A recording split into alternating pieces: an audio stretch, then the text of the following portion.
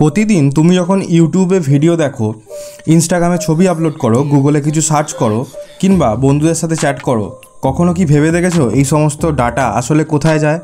তুমি যেটা স্ক্রিনে দেখছো সেটার পেছনে কাজ করছে এক বিশাল অদৃশ্য নেটওয়ার্ক, যার নাম ডাটা সেন্টার।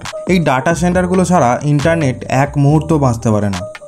আজকের ভিডিওতে আমরা একদম শুরু থেকে জানবো ডাটা সেন্টার আসলে কি, কিভাবে কাজ করে, কিভাবে এত বিশাল ডাটা সংরক্ষণ করে, আর কেন একে ইন্টারনেটের হৃৎপিণ্ড বলা হয়। ডাটা সেন্টার কি? তো সহজ ভাষায় বললে ডাটা সেন্টার হলো এক বিশাল জায়গা যেখানে হাজার হাজার কম্পিউটার সার্ভার সারাক্ষণ কাজ করে। এগুলো একসাথে পৃথিবীর কোটি কোটি মানুষের ডাটা সংরক্ষণ, প্রক্রিয়া ও বিতরণ করে। ভাবো একবার, যখন তুমি কোনো ওয়েবসাইট খোলো, তোমার মোবাইল থেকে একটা রিকোয়েস্ট পাঠানো হয় সেই ওয়েবসাইটের সার্ভারে। সেই সার্ভারটা কোথাও না কোথাও একটা ডাটা সেন্টারের ভেতরে থাকে। তোমার রিকোয়েস্টের জবাব এসে যায় কয়েক মিলি সেকেন্ডের মধ্যেই। এই পুরো প্রক্রিয়াটা এত ফাস্ট হয় যে আমরা বুঝতেই পারি না। এক কথায় ডাটা সেন্টার হচ্ছে ইন্টারনেটের ব্যাকবোন। ডাটা সেন্টারের ভেতরের গঠন। একটা ডাটা সেন্টারের ভেতরে গেলে দেখবে বিশাল এক হল রুম, যেখানে সারিবদ্ধভাবে সাজানো অসংখ্য সার্ভার র্যাক। প্রতিটি র্যাকে থাকে অনেকগুলো সার্ভার। এগুলো দেখতে ছোট কম্পিউটারের কেসের মতো হলেও এর ভেতরে আছে শক্তিশালী সিপিইউ, মেমোরি, স্টোরেজ আর উচ্চ গতির নেটওয়ার্ক কানেকশান।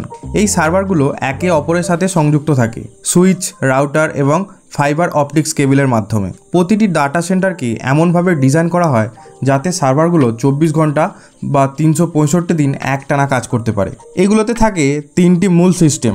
এক, কম্পিউটিং সিস্টেম, যেখানে ডাটা প্রসেস হয়। দ্বিতীয় হচ্ছে স্টোরেজ সিস্টেম, যেখানে ডাটা সংরক্ষণ থাকে। আর তৃতীয় হচ্ছে নেটওয়ার্কিং সিস্টেম, যা সব কিছুকে সংযুক্ত রাখে। এবার আসি পাওয়ার সাপ্লাই ও ব্যাকআপ সিস্টেম। ডাটা সেন্টারগুলো চালাতে প্রচুর বিদ্যুৎ লাগে। একটা বড় ডাটা সেন্টারের বিদ্যুৎ খরচ একটা ছোট শহরের সমান হতে পারে। বিদ্যুৎ চলে গেলে যাতে সার্ভার বন্ধ না হয় তার জন্য থাকে একাধিক ইউপিএস এবং ব্যাকআপ জেনারেটরস। বিদ্যুৎ চলে গেলে সঙ্গে সঙ্গে ইউপিএস চালু হয়, তারপর জেনারেটর শুরু হয়, ফলে কোনো ডাউন টাইম হয় না। এমনকি কিছু ডাটা সেন্টারে থাকে ডুয়েল পাওয়ার গ্রিড কানেকশন, মানে একই সাথে দুইটি ভিন্ন উৎস থেকে বিদ্যুৎ সরবরাহ হয়। কুলিং সিস্টেম বা তাপ নিয়ন্ত্রণ। এত সার্ভার সারাক্ষণ চললে প্রচুর গরম হয়। তাপমাত্রা নিয়ন্ত্রণ করা না গেলে সার্ভার ক্ষতিগ্রস্ত হতে পারে। তাই ডাটা সেন্টারে থাকে বৃহৎ কুলিং সিস্টেম, যেমন air conditioning unit, liquid cooling pipes, raised floor এবং hot and cold aisle design. কিছু আধুনিক ডাটা সেন্টার এখন লিকুইড কুলিং ব্যবহার করছে, যেখানে সার্ভারের মধ্যে দিয়ে বিশেষ তরল প্রবাহিত হয় যা তাপ শোষণ করে। এতে বিদ্যুৎ খরচ কমে এবং দক্ষতা বেড়ে যায়। আরেক ধাপ এগিয়ে গেছে ইমপ্রেশন কুলিং, যেখানে পুরো সার্ভার ডুবিয়ে রাখা হয় এক বিশেষ নন কন্ডাক্টিং লিকুইডে। এই প্রযুক্তি এখন ভবিষ্যতের ডাটা সেন্টারের মানদণ্ড হয়ে দাঁড়িয়েছে। ইন্টারনেটের সাথে সংযোগ। তুমি যখন কোনো ওয়েবসাইট বা ভিডিও খোলো, তখন তোমার ডিভাইস থেকে একটা রিকোয়েস্ট যায় তোমার আইপিএস, ইন্টারনেট সার্ভার প্রোভাইডারে। সেখান থেকে এই রিকোয়েস্ট যায় কোনো নির্দিষ্ট ডাটা সেন্টারের সার্ভারে। সেই সার্ভার তোমার প্রয়োজনীয় তথ্য, ছবি, ভিডিও বা ডকুমেন্ট তোমার ডিভাইসে পাঠিয়ে দেয়। এই ডাটা সেন্টারগুলো ফাইবার অপটিক নেটওয়ার্ক দিয়ে একে অপরের সাথে যুক্ত থাকে। এই নেটওয়ার্কের মাধ্যমেই গ্লোবাল ইন্টারনেট চলে। ভাবো, ইউটিউবে একটা ভিডিও দেখতে তুমি কলকাতায় বসে রিকোয়েস্ট পাঠালে সেটা সেকেন্ডেরও কম সময়ে হয়তো গুগলের আমেরিকার ডাটা সেন্টার থেকে আসছে। এত দ্রুত সংযোগের কারণেই আমরা বলি ইন্টারনেট কখনো ঘুমায় না। ডাটা সিকিউরিটি ও রিডান্ডেন্সি। একটা ডাটা সেন্টারে থাকে কোটি কোটি ব্যবহারকারীর গুরুত্বপূর্ণ তথ্য, তাই এর নিরাপত্তা অত্যন্ত কড়া। প্রথমেই থাকে physical security, biometric lock, surveillance camera, 24 ঘন্টার মনিটরিং, প্রহরী ও সিকিউরিটি প্রোটোকল। এরপর আছে digital security, firewall, encryption, intrusion detection system এবং নিয়মিত ব্যাকআপ। ডাটা যাতে হারিয়ে না যায় তাই একই তথ্য মাল্টিপল সার্ভার্স এবং মাল্টিপল ডাটা সেন্টারে কপি করে রাখতে হয়। একে বলে ডাটা রিডান্ডেন্সি।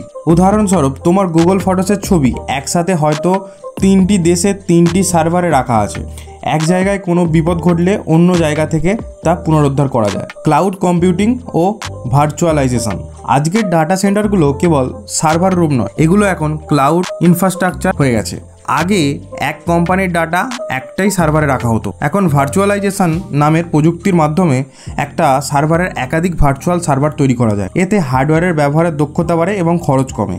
এই প্রযুক্তির উপর নির্ভর করেই কাজ করে Amazon web series, Google cloud, Microsoft Azure ইত্যাদি ক্লাউড প্ল্যাটফর্ম। তুমি যখন ক্লাউডে ফাইল আপলোড করো, সেটা আসলে এক ডাটা সেন্টারের কোনো সার্ভারে সংরক্ষিত হয়। গ্রিন ডাটা সেন্টার ও ভবিষ্যৎ। ডাটা সেন্টারের বিদ্যুৎ খরচ ও কার্বন নিঃসরণ এখন বড় সমস্যা, তাই অনেক কোম্পানি এখন গ্রিন ডাটা সেন্টার নির্মাণে মনোযোগ দিচ্ছে। এই সেন্টারগুলো চালানো হয় রিনিউয়েবল এনার্জি, যেখানে সোলার, উইন্ড বা হাইড্রো পাওয়ার দিয়ে। এছাড়া তারা উন্নত কুলিং সিস্টেম ব্যবহার করছে যাতে বিদ্যুৎ খরচ কমে। উদাহরণ হিসাবে বলা যায়, গুগল তাদের ডাটা সেন্টারগুলো 100% পুনর্নবীকরণযোগ্য শক্তিতে চালানোর প্রতিশ্রুতি দিচ্ছে। ফেসবুক তাদের সার্ভার আর্কটিক অঞ্চলে স্থাপন করছে, যেখানে প্রাকৃতিক ঠান্ডা বাতাসই কুলিংয়ের কাজ করে। এই উদ্ভাবনগুলোই আগামী প্রজন্মের ডাটা সেন্টারের ভবিষ্যৎ গঠন করবে। সাধারণ মানুষের জীবনে ডাটা সেন্টারের ভূমিকা।